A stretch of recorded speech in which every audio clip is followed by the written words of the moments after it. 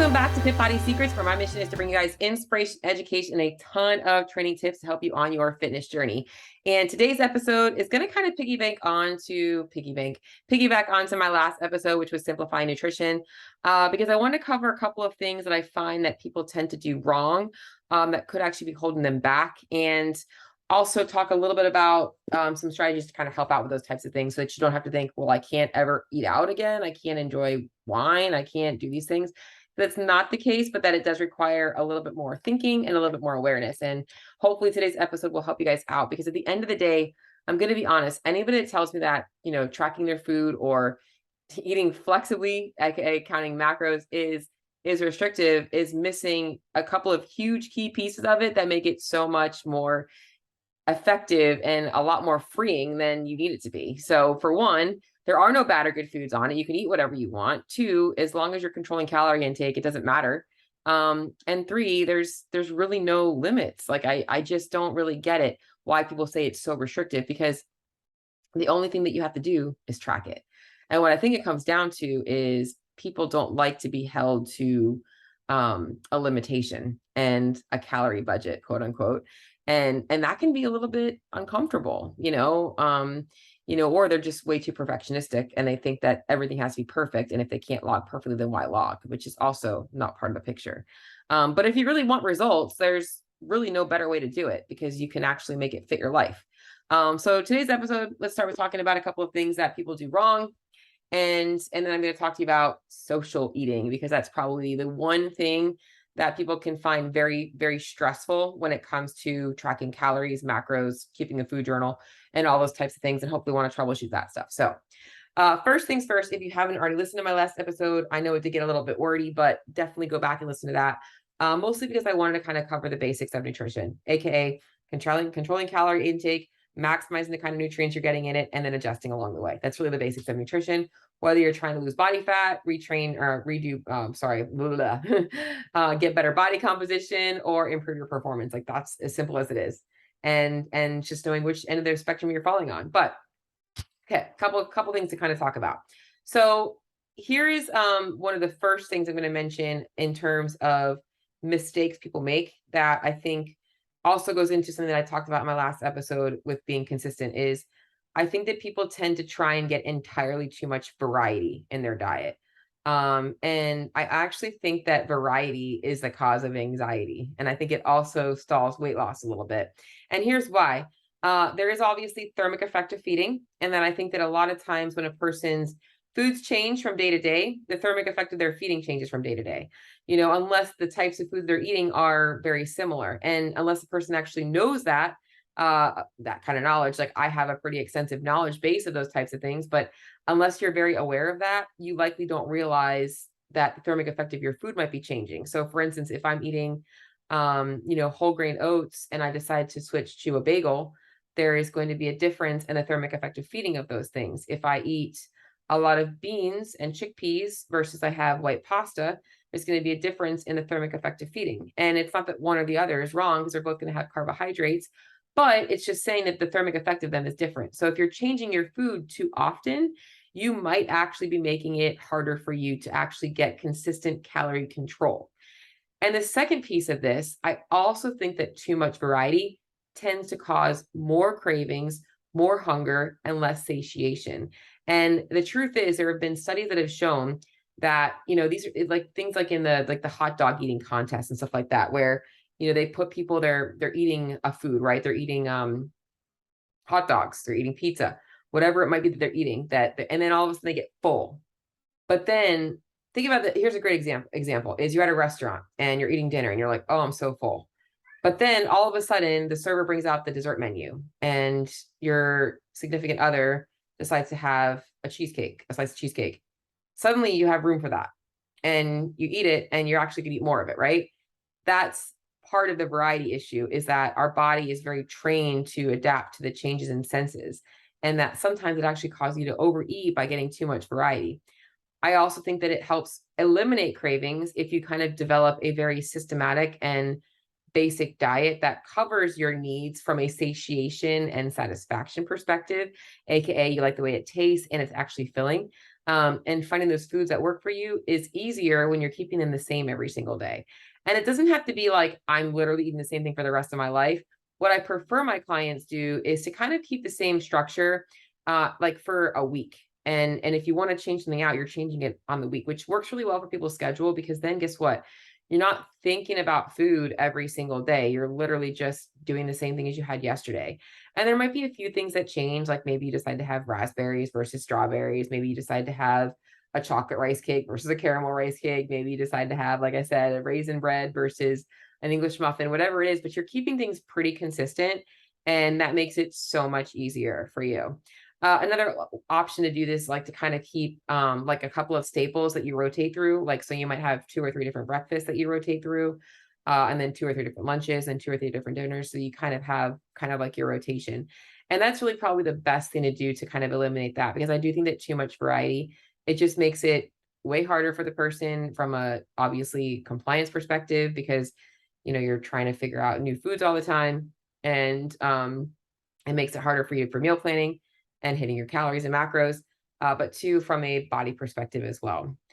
The second thing that I think that people have a problem with is incorporating entirely too many ingredients. And this also leads to a lack of accuracy. Or they order things at a restaurant with too many ingredients. So for instance, you order the Chili's taco explosion salad, and there's maybe 3 types of vegetables, when there's also like tortilla strips and beans and rice and chicken and guac and all these other things on there. And you don't even know where to track all of that stuff. So I think limiting ingredients, not only in your meals, but also in the foods in the components of your meals, is super important. And that makes it a lot easier for you guys to control food quality, but also to control calories with less stress. And those are the 2 main things that I want to talk about in terms of obviously making nutrition more complicated, why it might not be working for you, aside from the basic things, right? Like if you're eyeballing portion sizes and you're not seeing results, pull out a food scale, because chances are calorie control is not there. And if you don't want to do that, it's part of the reason why you probably need to do that, because it shows that you probably are having an issue with food quality or food portion sizes. Not tracking, things like I tasted, a couple of bites of this or that. Even if you're overestimating those things, it'd be better. And I'll be honest, I have a food taster as a client. And so she has to taste different foods for a living. And she's been very successful doing that, just by obviously eyeballing things and doing the best she can. I'm sorry, I'm like moving around in my chair right now because it's like getting a little bit uncomfortable. But story of being an athlete who just trained all day and then was trying to record a couple of podcast episodes. So yeah, so keeping your ingredients simple and straightforward is going to be helpful. And then the last thing that I wanted to talk about today, which is kind of the main topic of this episode, is social life. I think that plays a huge factor in obviously stalled progress, not seeing results, and wanted to kind of hopefully make that a little bit simpler for you guys today. And I am actually working on a guide to help you guys out. And I'm going to have that up in my Facebook group in a couple of days. But I think social eating is something that kind of, we either think you're kind of like me and you're like, oh, I'm just not going to eat out because it's just too complicated and I'd rather just eat my own food, which is great until it's not great, because if you enjoy eating out, then you should be able to eat out. Or they just get this like all in or all out mentality, and it doesn't make it very helpful for a person. If a person can only track their food when they've weighed it and tracked it at home, it's not really teaching them anything, because another big piece of nutrition is learning how to eat when you haven't prepared it, and learning how to be a little bit flexible with those things. So today, what I want to talk about, the main purpose of this episode, was just to kind of go over that, because I think this is a huge thing. And it's where you guys can actually get some variety in your diet and will make you more compliant most of the time. So I think social eating is a very important part of life. I think that we should all be able to, like I said, be able to enjoy a couple of drinks, enjoy family foods. But I think that what happens is we associate social eating with, okay, it has to be indulgent eating every single weekend. And that's not the case, especially if you have a goal. Now, remind yourself that when you're working towards a goal, you're spending that time for a period of time really honing in on things because you want to get results. Doesn't mean it's going to be forever, but right now, like, this is my goal. This is what I'm going to do, and I'm going to stick with it. And as things get to where you're in maintenance mode, you can probably have a little bit more flexibility. If you're practicing too much flexibility with calories and you're trying to lose weight and you're not seeing results, that's likely why. And it's also like you're trying to, like, you're almost I like to use the analogy of like you're ripping the Band-Aid off really, really slow. You're making your fat loss process take too long, and that's also not fun. So, but what I want to talk to you guys about to start is going over a little bit of the different personality traits. And I say personality traits, but more so the different ways to look at being flexible with social eating, because it is a part of life. And I'm going to start, before I go into those different quote unquote personalities, is the different scenarios. And because there's obviously different scenarios every single weekend that we're going to be exposed to. So you've got your every single weekend, you guys don't want to have to worry about cooking, and you want to be able to, just relax and obviously sit and not stress about things. Those are times where food flexibility shouldn't be as lax, and just accountability matters more. This is where, when you're eating out, you are looking for things like a grilled protein and a veggie, and you're just supplementing with maybe some carbs at home, or, whatever. You're really trying to dial things in the best you can, without having to add stress, because it's more so a convenience factor and or an event factor, not necessarily something special. And there might be something that you want to incorporate that day, which is totally fine. It should totally fit the bill. You should have enough calories in your diet to be able to kind of work it into your diet. Now, vice versa, you've also got those times where it's like, hey, it's a holiday and I want to stay on track, but I also want to be able to enjoy things. And we're going to talk about, like, well, that's totally fine too. It's okay to not always be in a calorie deficit. You might have a day where, like, you tracked your food, you're a little bit off. Maybe you didn't track everything because you didn't know how to. And then there's like the third day where I'm like, yeah, it's an event and I don't want you tracking a thing. I had a client text me and she's like, it's my birthday on Monday and should I cut calories this weekend? And then I'm like, no, you're going to do your normal weekend. You're going to have your birthday. You're not going to track a thing. And then you're going to move on. It's your freaking birthday. Like, that's part of life. And that's one day. It's when those days happen every single weekend that becomes the problem, which is where I'm going to talk about the personality, who you are, what we need to think about. So you've got your strict tracker. They want to be dialed in all the time. They go out socially, but they're not really concerned about what everybody else is doing. And I'll be honest, I think that everybody needs to have a little bit of this in them, because I think that being able to say no is such an important thing for you. Like, being able to practice the power of saying, no, I don't need to have that today, is an important tool, because we should all be able to say no. It shouldn't be that we have to say no. Like, if you want something, you should be able to have it occasionally, but you should also be able to say no, because sometimes things are going to be there that you really don't want, and people are putting pressure on you and you don't really want to have it. So, and this is going to be probably the most consistent person, and they're probably going to have the best results, because they are dialed in. They don't care. Their goals matter more to them. They're okay with making the right choices. They're okay with, like, eating lightly while they're out and then eating more when they get home to fill the gaps, because they have a goal that matters to them. Now, for most people out there, they want to be flexible. They want to be able to go out with their kids, have pizza and ice cream, and then still be able to be on track with their goals. And this is where most people fall. And the main thing here is that these people need to be able to understand how those foods fit into their plan. And I'm going to give you guys some strategies today. And then number 3 is you've got that person that just wants to be able to wing it, and they don't really want to have a plan, but they still want to be able to be successful. So this is where, as I talked about macro tracking being magical for this kind of stuff, as I say a word magical, but is that it allows all 3 of these people to be successful in different ways. So the person that is the strict tracker is obviously successful because they track everything, they make it all work, and they know how to fit it in. Flexible dieter, same thing. They know how to make it work, they fit it all in. The winging it person, believe it or not, still can fit things in. And I'm going to explain those different things. So the number one thing to remember when you guys have social things coming up is you've got to have a plan. And the plan might be you don't have a plan, but you have to have a plan of attack. And that's the main thing is, so if you're the winging it person, I'm going to talk to you first, is that you don't really know what you're going to be doing all day. Maybe you have an idea, but you know that you're not wanting to think about nutrition. You're going to be out and about, and you're maybe going to eat 1 or 2 meals out that day. You need to recognize that what's going to be most convenient is not going to be high protein, and that you should probably be front loading your protein in the beginning of the day and banking calories. And that's it. So making sure that you're eating protein at every meal and banking calories. And then when you go to track your food throughout the day, because you're winging it, you're covering the base with your protein, and you're just watching calorie intake. It doesn't have to be spot on macros that day. As long as you're controlling calories and you're winging it, that's totally going to be fine. Now, this person has to be accountable enough to say, I'm going to track as I go because I want to wing it. So one piece of accountability is with your winging it, you're tracking as you go. You're watching calorie budget, you're getting your protein in. The flexible dieter that wants to be dialed in, the best case scenario for you is saying, all right, we know we're going out to dinner. We're going to have X or X. I'm going to look at the menu ahead of time. If they don't have a menu available with nutrition facts, I'm going to go to Google and I'm going to actually look up a different restaurant, a chain restaurant that has something similar. I'm going to go ahead and track that entry and just make sure I have it in there as an eyeballed number or an eyeballed amount of food. This way I can kind of maybe adjust things later on. Maybe I decide I want to track a couple of glasses of wine, whatever it is.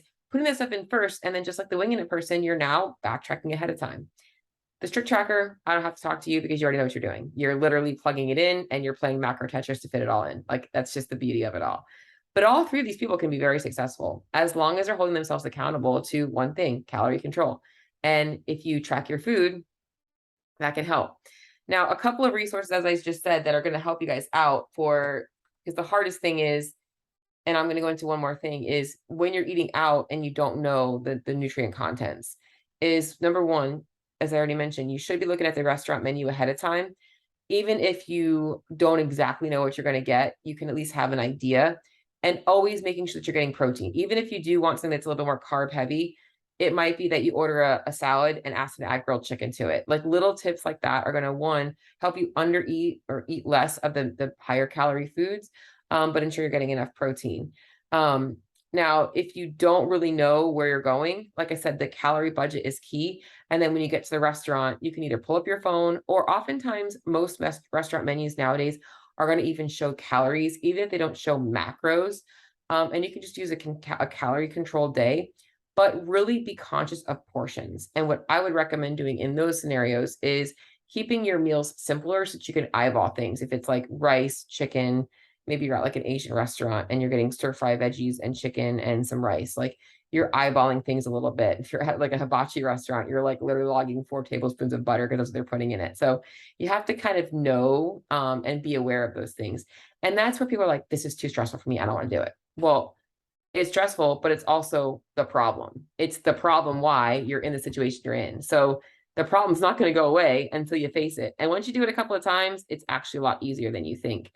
And that's why I do recommend people doing it ahead of time, getting into the habit of just putting it in ahead of time. It's going to make it a lot easier for you.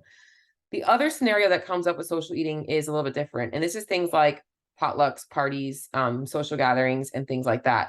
And these also are part of life. You know, going to a barbecue, it just was 4th of July a couple weeks ago, is when it comes to these types of situations, you're probably best tracking as you go. And the best method for these days is to tell you what not to do.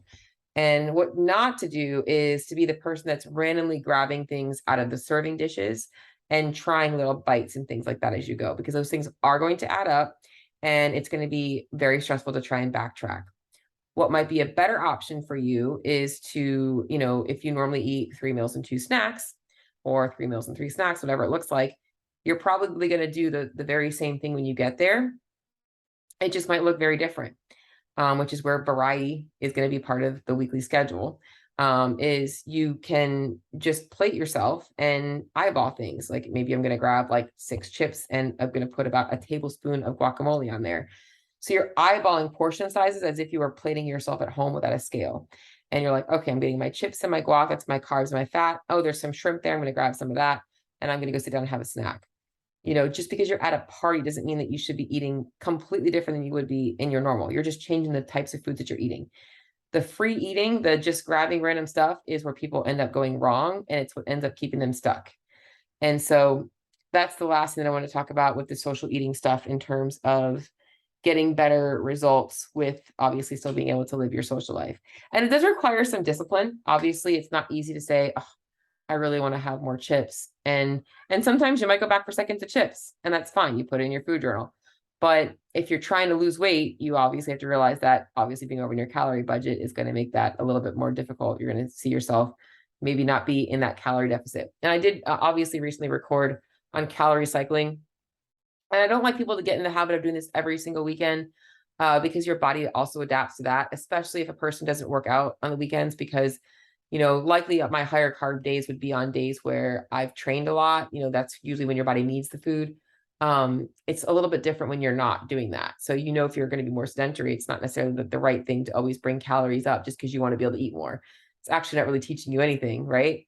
And the other cool thing about this social eating aspect of things is, as I mentioned to you in the beginning, is that too much variety can end up being limiting in a person's results. However, if, once a week you having variety, is your weekends, and your foods on the weekends are a little bit different, that should be enough variety to kind of make your other days pretty consistent and routine and not feel too restricted by that. So that was the main thing for today's episode. Hopefully that was helpful for you guys. Social eating is a part of life, and it needs to be part of your plan if you are trying to lose body fat, if you are trying to increase performance. If you're not doing those things, then you're obviously going to have a hard time when you do go into maintenance. And I think the only other thing that I really should mention on social stuff is alcohol intake. Alcohol is also part of the plan. When it comes to drinking alcohol, though, I try and get people to realize I actually think it's better metabolically to do it less frequently and do it, I wouldn't say in more amounts, but meaning I think it's better to have 3 or 4 drinks on a Friday or Saturday than to have 1 or 2 drinks every single night. Because when your body ingests alcohol, it sees it as a toxin. And so if you are trying to, burn through stored energy, it's going to be burning through that toxin first. And even though calories matter most, alcohol is a little bit different. It does affect your metabolism in that aspect of things. And it can also affect your recovery if you're an athlete. So trying to limit the amount of it you're doing throughout the week is, essentially you're exposing yourself to less toxins. You're giving yourself a bigger dosage in one extreme, and then obviously moving on from there. And I think the other thing that I will always recommend with alcohol intake is to sweat a little bit, because you can sweat out that alcohol a little bit. Lower intensity zone 2 training the next day is super helpful, or even the day of can be super helpful for kind of getting rid of some of those toxins a little bit versus just dropping calories, which isn't always the case, always the right thing to do. So that's pretty much it today, guys. Hopefully this episode was helpful. And if you guys need any help with your nutrition, want to chat with me about anything, or you have specific topics you want to hear about, shoot me a message. Talk to y'all soon.